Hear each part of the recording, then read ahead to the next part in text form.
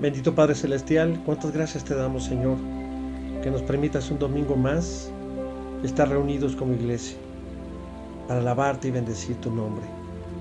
Especialmente este domingo, Señor, de resurrección. Gracias por tu pueblo, gracias por tu iglesia, gracias por cada uno de tus hijos y tus hijas que han venido a buscarte, que han venido a adorarte y a reconocer que tú eres Dios Jesucristo, Dios vivo y verdadero. Les saludo y comparto el mensaje de este domingo de resurrección, domingo de Pascua. Como término teológico sabemos que la Pascua significa liberación, libertad, recordando ese acontecimiento donde el pueblo hebreo fue liberado por Moisés a través del Mar Rojo y el Señor los sacó, los liberó de la esclavitud. Para los cristianos es día de victoria, de resurrección de Jesucristo, venciendo la muerte. A esto le llamamos el querigma, la proclamación del pueblo evangélico en la vida, pasión, muerte y resurrección de Cristo. Desafortunadamente este principio se ha perdido mucho en las iglesias y en los predicadores. Así que, pues la muerte y resurrección de Cristo son la vía de entrada a la familia del Señor, no lo olvidemos.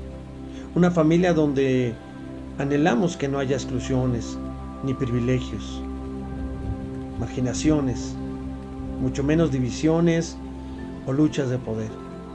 Porque la iglesia de Cristo no fue diseñada para eso, sino para servir, para amar. La resurrección de Cristo determina nuestra vida como familia de Dios. Así que hoy utilizaremos las escrituras del Evangelio de Lucas 24, 1 al 53 y dividimos nuestro mensaje en dos partes. Dice Lucas: el primer día de la semana, muy de mañana, vinieron al sepulcro trayendo las especies aromáticas que habían preparado y algunas otras mujeres con ellas, y hallaron removida la piedra del sepulcro, y entrando no hallaron el cuerpo del Señor Jesús. Aconteció que estando ellas perplejas por esto, he aquí, se pararon junto a ellas dos varones con vestiduras resplandecientes, y como tuvieron temor y bajaron el rostro a tierra, les dijeron: ¿por qué buscáis entre los muertos al que vive? No está aquí, sino que ha resucitado. Acordaos de lo que os habló cuando aún estaba en Galilea, diciendo: es necesario que el Hijo del Hombre sea entregado en manos de hombres y pecadores, y que sea crucificado y resucite al tercer día. Entonces ellas se acordaron de sus palabras, y volviendo del sepulcro, dieron nuevas de todas estas cosas a los 11 y a todos los demás. Eran María Magdalena y Juana, y María, madre de Jacobo, y las demás con ellas, quienes dijeron estas cosas a los apóstoles. Mas a ellos les parecían locura las palabras de ellos, y no las creían. Pero levantándose Pedro, corrió al sepulcro, y cuando miró dentro, vio los lienzos solos, y se fue a casa maravillándose de lo que había sucedido. En esta porción de la Biblia, en este episodio se relata en los evangelios llamados sinópticos: Marcos 16, 1-8, Lucas 24, 1-11 y Juan 20, 1 al 3, así como Mateo 28, 1-10. En todos se menciona también a María Magdalena. En Mateo, Marco y Lucas hace referencia a María, la madre de Jacobo y de José, también llamada la otra María. En Marcos menciona a Salomé, madre de Jacobo y Juan, y en Lucas a Juana, la esposa del administrador de Herodes. Lucas también menciona a otras mujeres. Esto quiere decir que en total había más de media docena de mujeres ahí, en ese lugar. Qué bendición tan grande que haber tenido las mujeres ese encuentro primero con el resucitado. Magdalena, la mujer pecadora, estaba ahí En un inicio, Jesús fue con quien tuvo ese encuentro, porque el Señor viene por los pecadores, no viene por los justos, por los que se sienten buenos, porque dice que el que está sano no necesita de médico. Es decir, los pecadores son los que vamos al encuentro de Jesús, los que reconocemos que tenemos necesidad de ser transformados día a día. Lo interesante es que estas mujeres no iban a un encuentro con Jesús resucitado, iban a un encuentro con el cuerpo, porque llevaban especias a fin de terminar pues el embalsamiento del cuerpo de Jesús para una sepultura permanente, sin tener quizá la idea de que Jesús estuviera vivo o fuera a resucitar. Las mujeres, dice también en la Escritura, que llegaron al sepulcro al amanecer, lo menciona Mateo. Ya ha salido el sol, dice Marcos, muy de mañana, menciona Lucas, siendo aún oscuro, reafirma Juan. Así que es obvio que estas afirmaciones juntas significa que estas mujeres partieron cuando todavía era oscuro y llegaron al sepulcro más o menos pues a la salida del sol. Recordemos que algunos de sus hogares pues estaban muy retirados, como era el caso de Betania o mismo Jerusalén, estaban a varios kilómetros del sepulcro. Por tal motivo pues hacían bastante tiempo para llegar hasta donde se encontraba nuestro Señor. Esto me hace recordar cómo es que este amor o este anhelo de ir a servir, de ir a ese encuentro con Jesús, te hace levantarte de temprano, muy de madrugada, cuando a veces tenemos necesidad de orar y no nos levantamos para orar. Dice, muy de madrugada, el Señor Jesús se levantaba para orar. ¿Usted se levanta para orar? Estas mujeres salieron muy temprano para llegar a ese encuentro con el Señor. Y muchas personas viven cerca de sus iglesias y llegan tarde. No tienen conciencia de ir a ese encuentro cada domingo o cada vez que usted va al culto, de saber que quien le espera, ahí es nuestro mismo Dios. Dice que las mujeres vieron a un ángel sentado sobre la piedra, lo menciona Mateo. A un joven sentado dentro del sepulcro, dice Marcos. A dos varones de pie, menciona Lucas. A dos ángeles sentados en el interior del sepulcro, dice Juan. Estas diferentes expresiones pues significan sencillamente que los ángeles estaban ahí y que aparecieron en forma humana y que esperaban pues fuera del sepulcro para recibir a las mujeres, para que no ingresaran. Luego ellos pues las guiaron adentro y les explicaron que Jesús había resucitado. En algunas escrituras menciona que parte del tiempo dos de ellos eran visibles y de repente solamente uno. Pero podemos concluir y decir que en ese lugar, familia, había miles de ángeles en suspenso sobre el sepulcro aquella mañana. ¿Por qué? Porque habían estado esperando para recibir a su Señor y a su Salvador resucitado. Un acontecimiento que se trataba de un momento triunfal en los anales del cielo. Debemos recordar que los ángeles están a orden de nuestro Señor, pero sobre todo estarán a cargo de la resurrección final. Si usted lee en el Evangelio de Mateo 24, 31, dice la Escritura: y enviará a sus ángeles con gran voz de trompeta, y juntarán a sus escogidos de los cuatro vientos, y desde un extremo del cielo hasta el otro. Es decir, la función de los ángeles será apartar, separar a sus ovejas. ¿Y cuál es la característica, el sello? Pues es el Espíritu Santo. Es el anticipo, es la garantía por la cual los ángeles podrán reconocer. Así que ese lugar estaba lleno de ángeles, aunque ellas no los podían percibir. También menciona la Escritura sobre que hubo un gran terremoto en Mateo 28, 2, y me hace recordar en qué otros pasajes de la Biblia ante acontecimientos importantes, trascendentales de Dios, hubo manifestaciones pues como esto del terremoto. Y recuerdo que allí en Mateo 27, 51, cuando Jesús murió en la cruz, dice que también hubo un gran estruendo y un terremoto. Si nos vamos también al Antiguo Testamento, muchos siglos antes, hubo un gran temblor cuando Moisés recibió el libro de la ley en el monte Sinaí, en Éxodo 19, 16, 18. Así que esta es una de las muchas formas que Dios tiene de llamar la atención sobre ciertos acontecimientos. Lo que me sorprende es que pues ahí en las Escrituras nos habla de que los discípulos se encontraban tristes, había temor, estaban encerrados.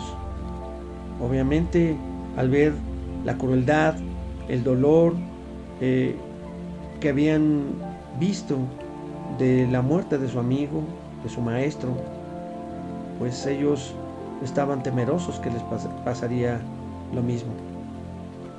Este acontecimiento pues transformó sus vidas de alguna manera, aunque no estaban muy convencidos y no entendían bien lo que estaba pasando. Eso fue lo que sucedió durante la mañana. Podemos entender qué es lo que no es la resurrección de Jesús. Porque se suele decir en teología que la resurrección de Jesús pues no es un hecho histórico, con lo cual se quiere decir pues que no es que sea un hecho irreal, sino que su realidad está más allá de lo físico. La resurrección de Jesús no es un hecho realmente registrable en la historia. Nadie pudo tomar una fotografía aquella mañana, ¿verdad?, donde resucitó.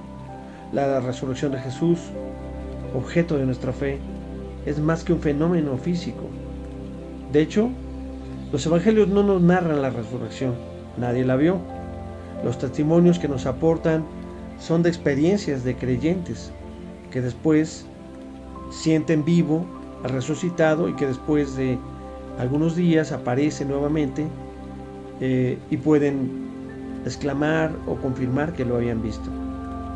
La buena noticia de la resurrección de alguna manera fue conflictiva. Una lectura de los Hechos de los Apóstoles suscita una cierta extrañanza, porque la noticia de la resurrección suscitó la ira y la persecución de parte de los judíos. Noticias de resurrección eran en aquel mundo religioso pues menos frecuentes, extrañas que en otros. A nadie hubiera tenido que ofender en principio la noticia de que alguien hubiera tenido la bendición de ser resucitado por Dios. Sin embargo, es por la resurrección de Jesús, que fue recibida con agresividad extrema por parte de las autoridades judías. Hace pensar el fuerte contraste con la situación actual. Hoy en día a nadie le irrita el escuchar esa noticia. El decir que Jesús ha resucitado ahora es totalmente irrelevante. La gente siente indiferencia. ¿Y por qué esta indiferencia? ¿Será que nosotros como cristianos no estamos anunciando la misma resurrección? ¿O que no anunciamos lo mismo que anunciaron los discípulos en aquella época? Leyendo más atentamente el libro de los Hechos de los Apóstoles, pues ya se da uno cuenta de que el anuncio mismo que hacían los apóstoles tenía un aire polémico. Anunciaban la resurrección de ese Jesús a quien ustedes crucificaron. Es decir, no anunciaban la resurrección en abstracto, como si la resurrección de Jesús fuese simplemente la afirmación de la prolongación de la vida humana tras la muerte. Tampoco estaban anunciando la resurrección de alguien cualquiera, como si lo que importara fuera simplemente que un ser humano cualquiera había traspasado las puertas de la muerte. No, los apóstoles anunciaban una resurrección muy concreta, la de aquel hombre llamado Jesús, a quien las autoridades civiles y religiosas habían rechazado, habían excomulgado, habían condenado. Así que cuando Jesús fue atacado por las autoridades, pues se encontró solo. Sus discípulos lo abandonaron y Dios mismo guardó silencio como si estuviera de acuerdo. Todo pareció concluir con su crucifixión. Todos se dispersaron y quisieron olvidar. Pero ahí ocurrió algo extraordinario, una experiencia nueva y poderosa que los impulsó. Sintieron que Él estaba vivo. Así que les invadió una certeza extraña, que Dios sacaba a la cara por Jesús y se empeñaba en reivindicar su nombre y su honra. Jesús está vivo. No pudieron hundirlo en la muerte. Dios lo había resucitado. Lo ha sentado a su diestra misma, confirmando la veracidad y el valor de su vida, de su palabra, de su causa. Jesús tenía razón y no le tenían los que le expulsaron en este mundo y despreciaban su causa. Dios está de parte de Jesús. Dios respalda la causa del crucificado. El crucificado ha resucitado y vive. Estadios de Jerusalén. E iban hablando entre sí todas aquellas cosas que habían acontecido. Sucedió que mientras hablaban y discutían entre sí, Jesús mismo se acercó y caminaba con ellos. Mas los ojos de ellos estaban velados para que no le conociesen. Y les dijo: ¿qué pláticas son estas que tenéis entre vosotros mientras camináis? ¿Y por qué estáis tristes? Respondiendo uno de ellos, que se llamaba Cleofas, le dijo: ¿eres tú el único forastero en Jerusalén que no has sabido las cosas que en ellas han acontecido en estos días?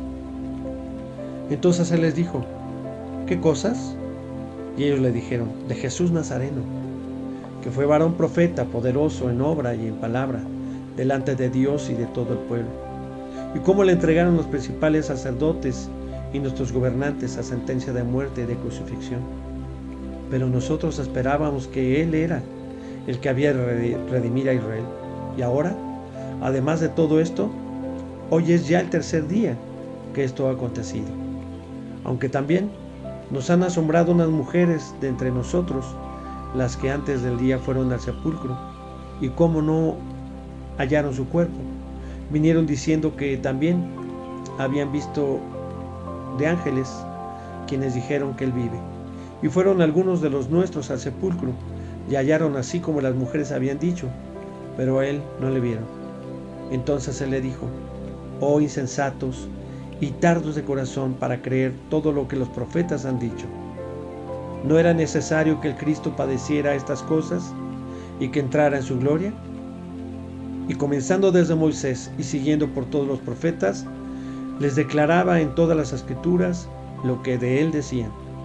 Llegaron a la aldea donde iban, y Él hizo como que iba más lejos, mas ellos le obligaron a quedarse, diciendo: quédate con nosotros, porque se hace tarde, y el día ya ha declinado. Entró pues a quedarse con ellos.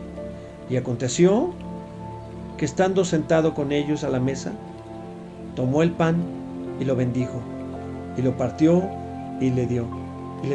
Entonces le fueron abiertos sus ojos y le reconocieron. Mas él se desapareció de su vista, y se decía el uno al otro: ¿no ardía nuestro corazón en nosotros mientras nos hablaba en el camino, y cuando nos abría las escrituras? Y levantándose en la misma hora, volvieron a Jerusalén, y hallaron a los 11 reunidos, y a los que estaban con ellos, que decían: ha resucitado el Señor verdaderamente, y ha aparecido a Simón. Entonces ellos contaban las cosas que les había acontecido en el camino, y cómo les habían reconocido al partir el pan. Pues eso sucedió mientras que ellos caminaban rumbo a Emaús, donde se les acerca un hombre de verdad desconocido para ellos en ese momento, que les acompaña en su camino. Pero mire algo muy interesante que pasó. Dice que ellos iban hablando, en otras versiones dice platicando, conversando las cosas que habían pasado. Pero mientras hablaban y discutían también, dice, ¿qué fue lo que sucedió? Pues que ya no solo estaban conversando tranquilos, sino que tal vez el tono de la plática se había elevado entre ellos. Y ahí es donde aparece precisamente Jesús. Pero por estar en sus discusiones, no le ponen atención. Dice, sus ojos estaban velados para que no le reconocieran. Y esto es muy claro, familia. Cuando nosotros nos ponemos a discutir con nuestra esposa, con nuestros hijos, con nuestros clientes, nosotros como hermanos, nuestros ojos quedan velados. No podemos reconocer en nuestros hermanos a Jesús. No podemos manifestar los frutos del Espíritu. Por eso es que en ese momento es cuando hay una manifestación especial y Jesús aparece. Así aparece en tu vida. Esos frutos del Espíritu donde te da paciencia, templanza, te da dominio propio, para que tú puedas contenerte y no ofender, no hablar cosas indebidas de las cuales después nos podamos arrepentir. Así hay muchos cristianos que dicen creer en Jesús, pero sus ojos están velados, están tapados, no ven las necesidades, no ven en los demás a Cristo. Y eso es lo que tenemos que aprender, a ser humildes, a ser sencillos, a poder ver en nuestros hermanos a Cristo mismo. Y ahí en el versículo 17 Jesús le hace dos preguntas. ¿Qué pláticas son estas que tenéis? Y la otra es ¿por qué están tristes? Y me hace referencia, ¿qué pláticas son estas que tenéis cuando día a día tú estás platicando con tus amigos, con tus familiares, y están hablando de obscenidades, estás hablando con groserías, estás hablando de cosas vanas, de cosas superfluas, de tonterías, de cosas que no son propias de una vida de un cristiano? ¿No será que el Señor también nos diga hoy, oye, qué pláticas son estas que tenéis? ¿No acaso nosotros tenemos que ser testimonio, ser luz para otras personas? Analiza, hermano o hermana, cómo hablas, qué tipo de palabras utilizas, si estás realmente dando un buen testimonio. El Señor te dirá, ¿qué pláticas tienes tú? Estás perdiendo el tiempo con gente necia, con gente que te está contaminando. Por otro lado, hace la pregunta, ¿por qué están tristes? ¿Cuántas personas conoce usted que viven tristes, aún dentro de la iglesia? Personas que no han entendido que no puede vivir la tristeza en un cristiano. Podemos sentirla, sí, pero no permanecer en ella. Muchas personas que no han entendido que Cristo camina junto a ti. En los momentos difíciles, Él es el que te sostiene. Entonces, ¿por qué hemos de vivir tristes si Él está a nuestro lado? Más adelante, vemos como Cleofas le dice a Jesús, tú eres el único forastero que no se ha enterado de lo que ha pasado. Entonces Jesús le pregunta, ¿qué cosa? Como si no supiera nada Jesús. Quería saber qué pensaban sus discípulos ante tal acontecimiento. Se habían entendido pues todo lo que les había dicho antes de morir, pero tristemente se dio cuenta de que no era así. Ellos le dicen, pues nosotros esperamos que Él era quien había de redimir a Israel. Pues ellos también estaban esperando a ese rey poderoso. No entendieron mucho, ni le creyeron honestamente a Jesús. Y luego dicen, como no hallaron su cuerpo, vinieron diciendo las mujeres que también habían visto en visión a los ángeles, quienes les dijeron que Él vive. Otra vez, en realidad no recordaban nada de lo que Jesús les había adelantado que sucedería. Era sorprendente su actitud, ilusa, incrédula. Por eso, en el versículo 25, Jesús les dice, ¿verdad? Los reprende, oh insensatos. ¿Qué significa esto? Inconscientes, inmaduros. Y luego les dice, tardos de corazón, es decir, lentos, para creer todo lo que los profetas han dicho. Como diciendo, si no le creyeron a Él, por lo menos créanle a los profetas. Así que Jesús, comenzando desde Moisés y todos los profetas, les habló de lo que decían de Él y que se cumplirían. Pues ¿cuál fue la sorpresa de los discípulos? Jesús sigue más adelante, le dicen que se queda con ellos y al tomar el pan y lo bendice, lo parte y se los da. Entonces en ese momento dice que los ojos fueron abiertos y le reconocieron. Mas Él ya no estuvo más, se desapareció de su vista. Así pasa en muchas personas. Los ojos de repente están cerrados y a través del evangelio de compartir, cuando tú te sientas a la mesa y oras y le das gracias a Dios por los alimentos. Él es el que te lleva el pan. Él es el que provee tu mesa. A veces reconocemos muy tarde a Jesús que Él es nuestro proveedor, que Él es nuestro sustentador. Y dice que desapareció de su vista. Así que se decía uno al otro, ¿no ardía nuestro corazón mientras nos hablaba en el camino? Y cuando nos abría la Escritura, ¿cómo está tu corazón? ¿Arde tu corazón cuando escuchas la palabra? ¿Arde tu corazón cuando hablas con Jesús? Cuando te postras y en esa intimidad, cuando hablas con tu Padre, cuando desgarras tu corazón. Hermano, hermana, sientes ese ardor en tu corazón. Entonces, ellos contaban las cosas que les había acontecido en el camino y cómo le habían reconocido al partir el pan.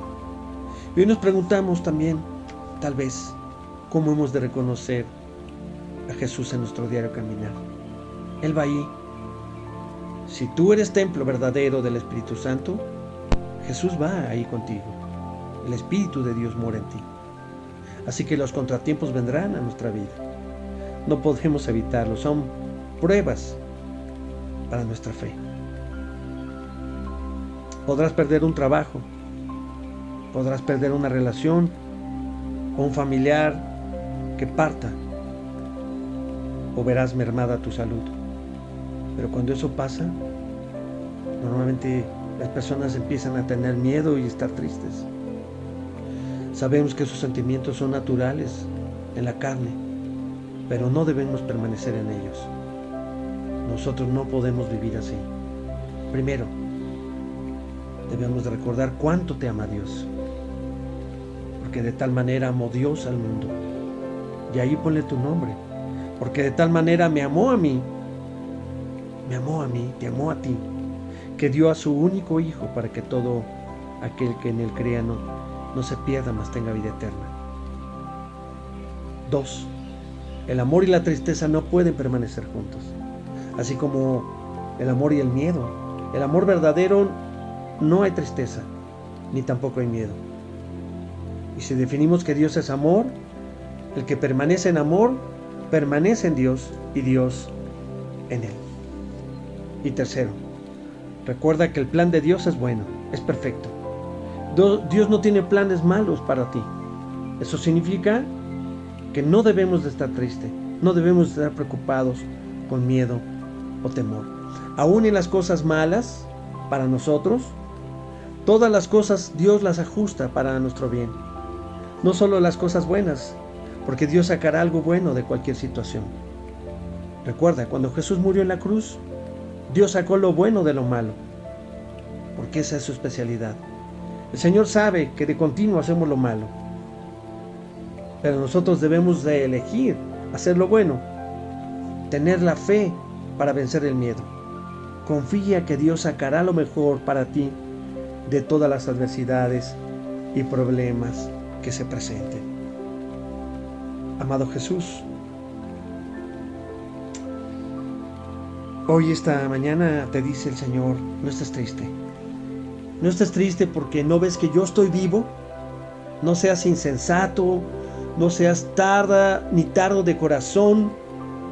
No te das cuenta que yo soy quien camina contigo todos los días a tu lado, quien parte el pan y lo provee en tu casa y lo bendigo, quien ha resucitado para darte vida eterna, para que lleves una vida feliz y de gozo, para ayudarte a llevar tu carga. Nunca más quiero que estés triste, ni que sufras, porque yo ya sufrí por ti en esa cruz, y mi amor es para siempre. Solo te pido que estés atento a mi voz. Ya no discutas para que nada te distraiga y puedas reconocerme y mirarme en cada uno de tus hermanos.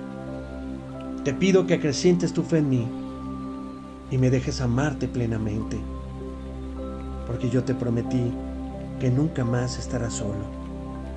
Recuerda que dije que en el mundo tendréis aflicción, pero confiad en mí, que yo he vencido al mundo, porque te amo, y tú también eres vencedor. Yo estaré contigo hasta el final de los días.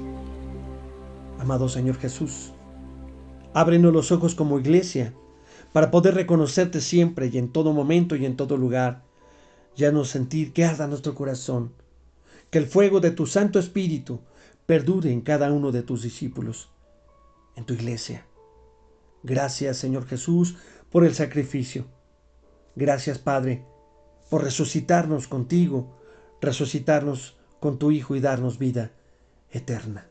Recuerde, disfrute cada día de su vida, tomado de la mano de Cristo resucitado. Cristo vive y está en ti. Dios te bendiga. Shalom.